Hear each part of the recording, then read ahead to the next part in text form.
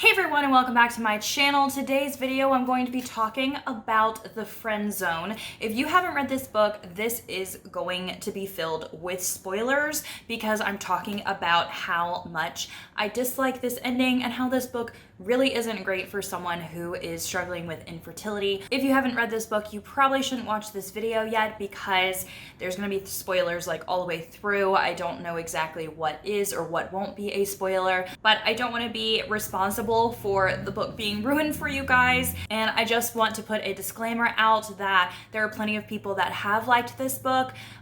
There could even be people that are struggling with infertility that liked this book. I did not like this book. And you know what? That's what the whole booktube community is about. That's what Bookstagram is about. That's what all of this is about. The reasons that people write different books is because everyone has a different opinion. And so I hope that you don't get upset that I didn't like this book, just like I'm not upset if people love this book or if they dislike a different other book that I love. And so I just want to let you guys know that, because if you want to leave me mean comments down below, I usually delete like really mean comments. I don't mind if people disagree with me, that's totally okay, but let's keep everything nice and tidy down below in the comment section because we don't want haters around here. So that being said, I am going to be dropping some tea about this because I feel pretty upset by how this book was written and how it was marketed, and I feel like it is not a great book for someone struggling with infertility. So when I found out that this book was coming out, I was super excited. I was able to score like I think it was a 5-chapter kind of section from NetGalley. I thought it was the whole book and I was like freaking out, but it was only like 5 chapters. But I went to BookCon and I actually scored this for free, and I have Abby's signature in the front. I got to meet her, which was awesome. And so all of that is great and dandy. I could not wait to pick this up. So as soon as I got back from BookCon, I started reading this. And honestly, if this book wasn't marketed as an infertility book, or if it didn't even like kind of have that whole thing going on for it, like this was actually a cute read. I probably would have rated it 3.5 to 4 stars because the characters were really quirky and amazing. And I mean, yes, in every type of romance, like if the guy is an asshole, I'm not gonna like him. This guy was not an asshole. He was like the perfect guy. But then also, you know, when you're reading about a perfect guy, like that's not realistic. Also, I usually tend to forgive that. Like I forgive an unrealistic, really great guy because sure, everyone has their good moments, and I mean, it is kind of like a fairy tale, if you know what I mean. So it's like, if the guy is really great, I would much prefer that compared to the guy being an asshole. So that wasn't my problem in this book. A lot of people also said that they didn't enjoy the cheating aspect or the infidelity. They didn't enjoy the love triangle. And they also thought the main character, Kristen, was kind of like a spoiled brat. I didn't really find any of those problems wrong with it. Like, I don't mind reading about cheating as long as I'm not like reading it because I enjoy the cheating parts. Like, that's not why, but cheating does happen in real life, and so I will judge the characters for cheating, but I don't necessarily like dislike that in a book because it happens, okay? And so it's the same as like if a character is stealing or killing somebody in the thrillers that I read, like I just dislike that character. I just judge that character. I didn't think that the main character was spoiled. I did find that she was lacking communication and kind of whiny in that way. And that actually goes hand in hand with the whole infertility aspect that I'm gonna get to. It just didn't seem like a real life thing that someone would do. And so I will get to that in a second. The whole love triangle, like, yes, I also think that that is fine with myself. Like, I sometimes like reading about love triangles if they were done well. This one didn't really seem like a huge love triangle. Like, it wasn't like super in depth. The one guy that she was like dating for a long time, like had been in the military for a really long time. She didn't hardly see him. And you could pretty much tell that she wasn't going to end up with him in the end anyway. So like it wasn't like she was going back and forth. Like she wasn't like having sex with 2 different people at the same time. So, you know, that was okay with me. The thing that made me the most angry was that we're supposed to be drawn to this main character, Kristen. We're supposed to feel sorry for her. We're supposed to understand what she's going through because she is dealing with like cysts on her uterus, and her periods have been so painful her whole life that she ends up where like she has to get a hysterectomy. And she keeps postponing the hysterectomy because she wants to wait until her best friend is getting married because she doesn't want to worry her best friend about it. And I know that she has to have surgery and like have someone take care of her for a couple weeks after that. So since she's in her best friend's wedding, she thought it best to wait until after the wedding, which is totally understandable. Like, I get it. And she isn't someone that I guess you would say really wants to have a family. Like, reading with her character in this book, it wasn't ever because Kristen was like, oh my gosh, I absolutely want to be a mother. Like, that's the only thing that I want to do in life. Like, this is ruining my life. It's more a part of the guy, Josh, who wants a big family. And so that's where we get, I guess, the, what would you say, like feeling sorry for the person because like the guy wants kids and the girl can't have the kids, you know, that type of thing. One of the problems with the whole infertility thing was that Kristen didn't even explain to Josh what she was going through. Josh had been dating some other lady and broke up with her because she absolutely did not want kids. Like, that was a deciding factor. And so he ended up breaking up with her. He goes to tell Kristen this as like they're just friends, like they're not even dating yet. And Kristen takes like a big offense to it and thinks in her mind like, oh my gosh, we can never be together now because like he wants a big family and I can't give that to him. She doesn't even tell him about her procedure or that she can't have kids or that part of the book where she like stops talking to him and is like ignoring him and like won't call him back and ghosts him and stuff like that. Like, she doesn't even tell him why she did that or, you know, like her problems of like maybe she won't be able to conceive a child until like the last 1/4 of the book. It's like very to the end, like it is very close. And then all of a sudden she's like, oh, by the way, I was a bitch because, you know, you kept saying you wanted a big family and I can't, so it's your fault for not knowing that. Like, that was one of the instances where I did feel like Kristen was very whiny. I felt that actual adults wouldn't handle something that way. And I feel like if I was starting to date somebody, or even if they said they wanted a big family and I knew that I had infertility problems, which I do have infertility problems, which is the whole point of me making this, but I'm just saying that like I would tell the guy and I would explain to him what's going on, and I would, you know, instead of being like, oh, I'm sorry, like I can't date you, but I can't tell you why I can't date you, like I would tell him like why, and I would be like, you know, I really want kids. This is my medical condition. I know you want a big family. Are you okay with working with me on that? So I felt like it was very immaturely written, that part of this book. But then, okay, it gets better. I was gonna rate this still pretty high, but I was waiting to find out what the ending was going to be because I'll tell you a little bit about my story. I have been struggling with infertility for 4 years. It'll be 4 years in August. And I have come from a big family. Like, my mom has 10 kids. My sister has 5 girls. My other sister is on her 3rd. My aunt and uncle have 7 or 8 or something like that. So like everybody in my family never has had a problem with getting pregnant. I got married 4 years ago. I have always wanted a big family. We started trying right away. We got pregnant 2 years ago after trying for 2 years. It was a surprise.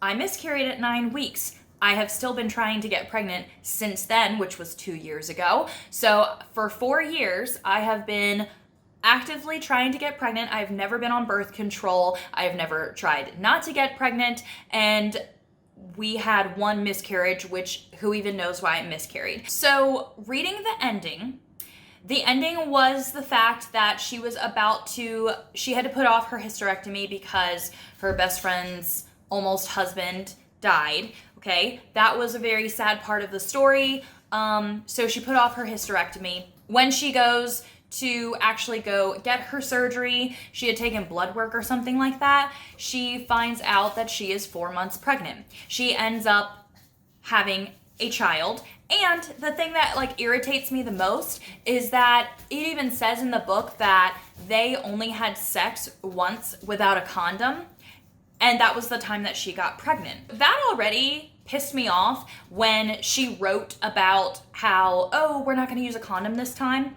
because I thought that's where it was going to go.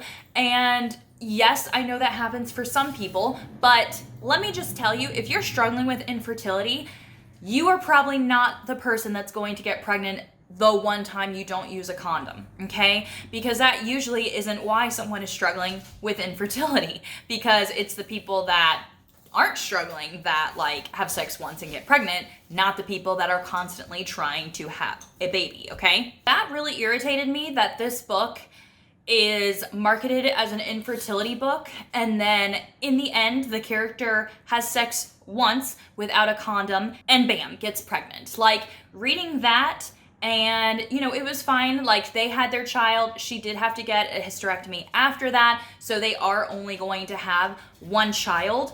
But the fact that it didn't even take a struggle to get that first child, like she was so pissed off about not being able to have kids and that the guy wanted kids. I don't know, like maybe I just am overacting because this is a very emotional thing for me.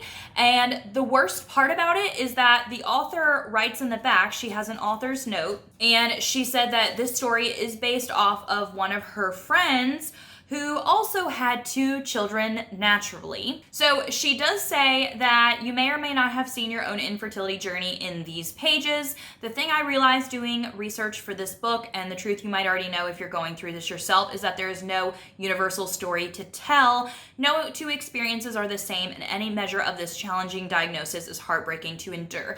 I do understand that, but in my eyes, you shouldn't put having a child as the happy ending of this book. Like, I would feel much better if the person that was struggling with infertility I could relate to, and I felt like all of that information I could not relate to. The other thing she writes in her author's note is that Kristen's happy ending was never about getting pregnant. It was about her allowing herself to be loved despite what she felt were shortcomings.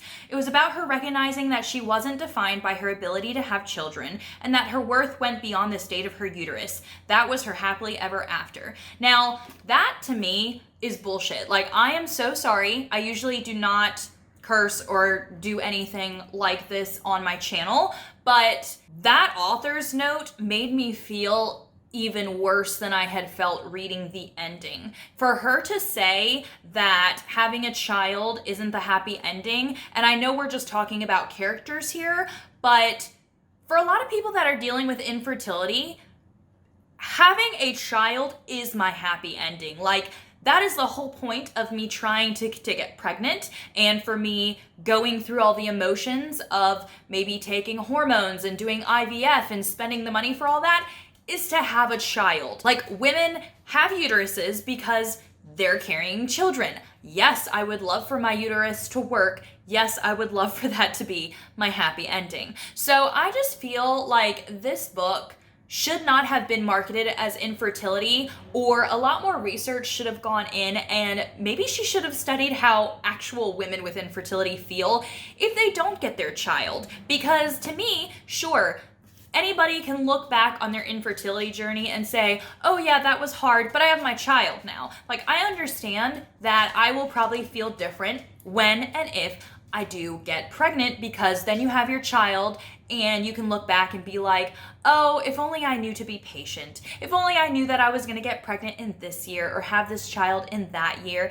And yeah, I understand that happens for some people, but guess what? I also personally know people that are struggling with infertility and had to have a hysterectomy and cannot have kids. Or they just never could have kids. Like, maybe they didn't have to get a surgery like that, but they've tried IVF over and over again, and they ended up having to adopt, or they just couldn't have kids at all.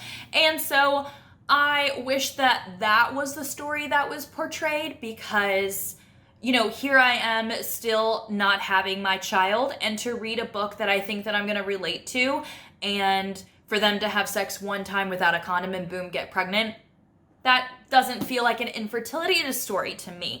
And so I know some people that aren't dealing with it might disagree with me. Some people that have infertility might even disagree with me. That's fine. But I just like it just really like, I'm trying not to get emotional for this because like people, when I told people that I gave this book a lower rating because of that being the happy ending, a lot of people want to say that I am being negative and that I should look positively at, trying to get pregnant, and I should look positively at my infertility journey, and I should tell myself I'm going to get pregnant one day. And I'm not trying to be negative. I'm not trying to look at myself negatively, and I'm not trying to tell myself that since I have infertility that I'm not going to get pregnant. But when you deal with this for so many years, and every single month when you're telling yourself that you're going to be positive, and that every single month you're like, this is the month I could get pregnant. Like, that's what I did for almost a year and a half when I first was trying, because they say it takes up to a year. So every single month I was like, I'm going to get pregnant this month. This is the month. It's going to happen. It happens for other people. Oh, this person, it took 3 months. Okay, 3 months. This is the third month. It's going to happen.